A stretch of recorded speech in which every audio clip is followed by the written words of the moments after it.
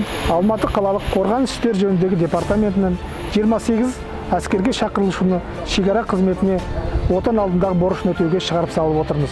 Барлық шақырылушылар алдын ала медициналық тексеруден және психологиялық зерделеуден өткізілді.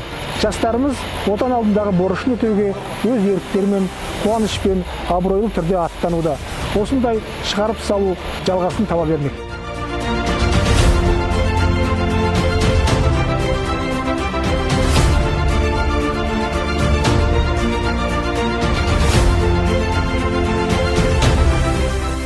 Бүгін менің балам әскери борышын өтеу үшін кетіп бара жатыр. Шығарып салып тұрмыз. Ризамыз. Бүгінгі өткізіліп жатқан іс-шараға аман-есен ұлым оралсын енді. Тек соның тілеуін тілейміз. Борышыңды адал атқар.